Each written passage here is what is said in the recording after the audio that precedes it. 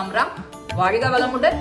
வனமாளி நேயர் சேனல் நேயர் அனைவருக்கும் இனிய மாலை வணக்கம். இப்போ இது ஐப்பசி. ஐப்பசியில தமிழ்ல சொல்றோம். தமிழ் மாசத்தோட பேரு ஐப்பசி. துலா மாசம்னு பேரு இதுக்கு. துலா ஸ்நானம் விசேஷம். துலா ஸ்நானம் விசேஷம் அப்படின்னா துலாங்கிறது சான்ஸ்கிரிட் நேம். இந்த தீபாவளி பண்டிகை ஐப்பசினாலே நமக்கு தீபாவளி பண்டிகை ஞாபகம் வரும். தீபாவளி பண்டிகைன்னா கந்த சஷ்டி ஆட்டோமேட்டிக்கா வந்துடும். ஒரு வாரம் இந்த கந்த சஷ்டி நிறைய பேர் விரதம் இருந்து கொண்டாடுவா. இது தமிழ் முருக கடவுள் அறுபடை வீடும் ரொம்ப விசேஷம். ரொம்ப கூட்டமா இருக்கும். நமக்கு தரிசனம் பண்றதுக்கு கூட முடியாது. அப்பேற்பட்ட இந்த முருகனோட சூரசம்ஹாரத்தை பத்தி உங்களோட ஒரு சில கருத்துக்கள். இப்போ பேசிக்கா உங்களுக்கு சில கருத்துக்கள்லாம் தெரியும். தமிழ் கடவுள் அழகு, வீரன், சூரன் அப்படின்னு நமக்கு தெரியும். பிரம்மாவுக்கு தக்ஷன், காஷ்யபன் அப்படின்னு 2 புதல்வர்கள். அந்த 2 புதல்வர்கள்ல தக்ஷன் சிவனை நோக்கி தவம் இருந்து பல வரங்களை வாங்கிண்டு சிவனுக்கே மாமனாராகி கர்வம் காரணமா சிவனால உருவாக்கப்பட்ட வீரபத்ரனால கொல்லப்படுறார். அடுத்த பிறவியில தக்ஷனே சூரபத்மனா பிறக்கிறார். அந்த தக்ஷனோட மகள் பார்வதின்னு நமக்கு தெரியும். பார்வதியோட பையன் முருகன்ங்கிறது தெரியும். இப்படி பார்த்தா முருகனுக்கு சூரபத்மன் என்ன முறை? தாத்தா முறை வந்துடுறது.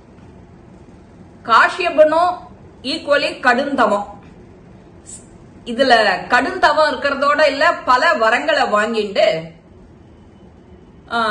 அசுர குரு சுக்கிரனால ஒரு மாய வலைக்குள்ளர பின்னிண்டு பெண்ணோட அழகுல மயங்கி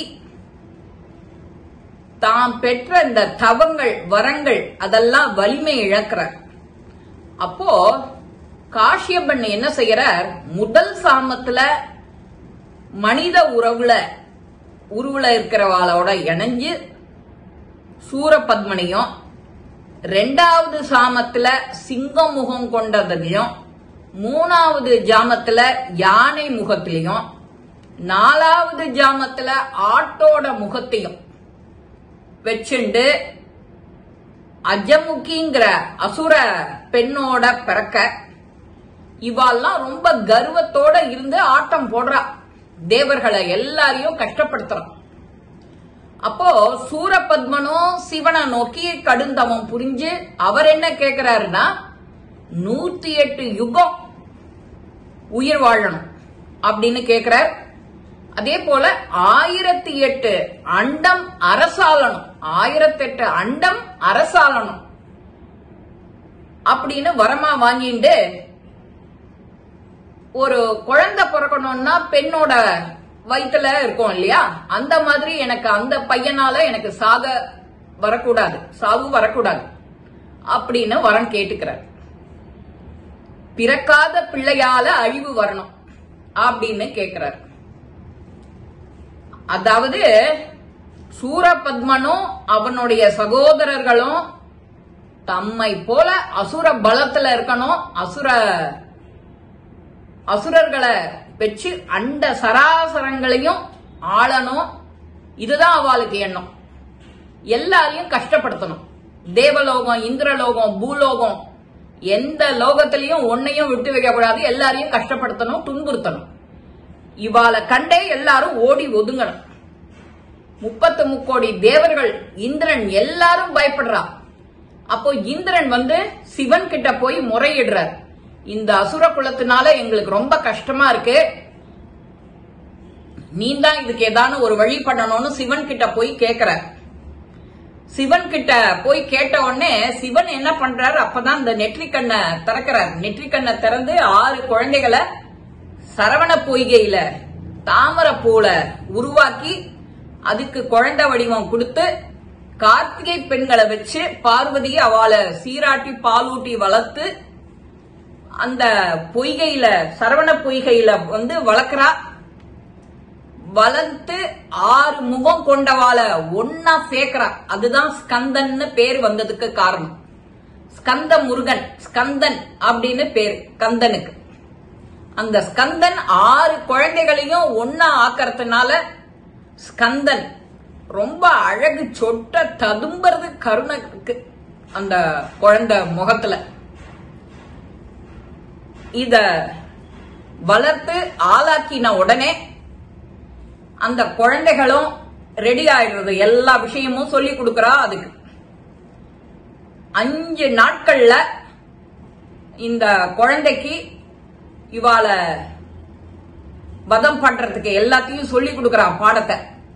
முதல்ல 5 நாள் இவாள வதம் பண்ணிடுறா. 6வது நாள் தான் சூரசம்ஹாரம்னு ஒண்ணு பண்றா. 5 நாள் தான் அவர் முருகன் டைம் எடுத்துக்கிறதே.